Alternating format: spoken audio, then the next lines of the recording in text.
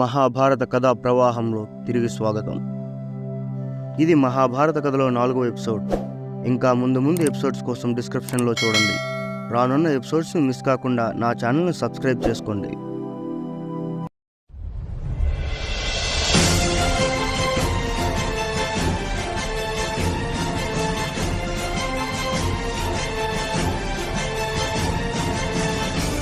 భీష్ముడు హస్తినాపుర సామ్రాజ్యంలో అంగరంగ వైభవంగా అంబిక అంబాలికలను విచిత్రవీరునికిచ్చి వివాహం జరిపించాడు.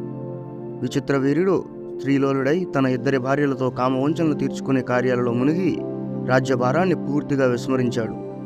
రాజ్యభారాన్ని భీష్ముడు తన భుజస్కంధాలపై నడిపించాడు. అలా 2 ఏళ్ల పాటు విచిత్రవీరుడు అధికమైన కామకోరికతో నిద్రాహారాలు కూడా మాని క్షయవాది బారిన పడి మరణించాడు. అయితే భీష్ముడు రాజప్రతినిధిగా రాజ్యపాలన చేస్తూ విచిత్రవీరుని మరణంతో తీవ్ర శోకంలో మునిగిన తల్లిని వాదారుస్తూ తండ్రి వారసత్వం నశించినా కూడా తనకు ఇప్పుడు రాజు కావడానికి అన్ని కారణాలు ప్రోత్సహిస్తూ ఉన్నా చేసిన ప్రతిజ్ఞ మేరకుండా భీష్ముడు ఉన్నాడు. కానీ సత్యవతీదేవి ఆలోచన మాత్రం మరోలా ఉంది. విచిత్రవీరుడు మరణించి కొన్ని మాసాలు గడిచాయి. కానీ అతనికి సంతానం లేని కారణంగా సత్యవతికి వారసత్వం ఉండదు అనే భయం కొంచెం పెరుగుతూ ఉంది. భీష్ముడు తల్లిని కలవడానికి వెళ్ళిన రోజు సత్యవతి భీష్మునితో, నాయనా, నీవు ఎవరి కోసం ప్రతిజ్ఞ చేశావో వారెవరూ ఇప్పుడు లేరు. ఇకపైన రాజ్యం నీ వారసత్వం పైన ఆధారపడవలసిన పరిస్థితి ఏర్పడింది. ఇకనైనా నీ బ్రహ్మచర్య వ్రతాన్ని విరమించి వివాహం చేసుకోనాయన. నీ తండ్రి వంశం నిర్వంశం కాకుండా కాపాడగలిగే శక్తి నీ ఒక్కడికే ఉంది అని ఎన్నో విధాలా ఒప్పించడానికి ప్రయత్నించింది. చంద్రుడు వేడిని ప్రసరించినా, సూర్యుడు వెలుగుని ఇవ్వడం ఆపేసిన, అగ్నిహోత్రుడు చల్లబడిన, లోకాలు ఏకమైన, ఇంద్రప్రస్థానానికి నన్ను రాజును చేస్తామన్నా నా తండ్రి కోసం చేసిన ప్రతిజ్ఞను, పూనిన వ్రతాన్ని ఉమ్ము చేయను. ఇది తథ్యం.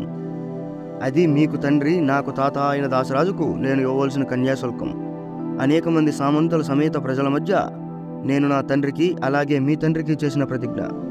ఇక నా తండ్రి వంశం గురించి అంటారా? ఎన్నో శాస్త్రాలు అభ్యసించిన వాడిగా నాకు తెలిసిన ఒక ధర్మం చెప్తాను. దానిని ఉత్తమ రాజ పురోహితుల మధ్య చర్చించి విదితమో అవిదితమో నిర్ణయించండి.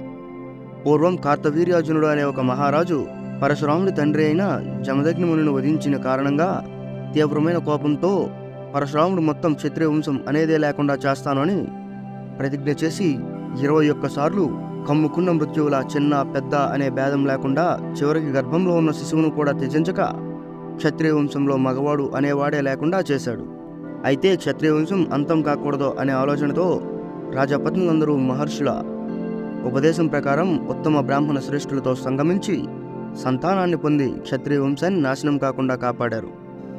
అదే ధర్మం ప్రకారం ఒక ఉత్తమ బ్రాహ్మణుడికి జన్మించిన బ్రాహ్మణ శ్రేష్ఠుడు, లోకపావనుడు, మనోనిగ్రహం కలవాడు ఒక మహర్షిని వేడుకుని పొందాలి అని భీష్ముడు తన మనసులోని మాటను వివరించాడు.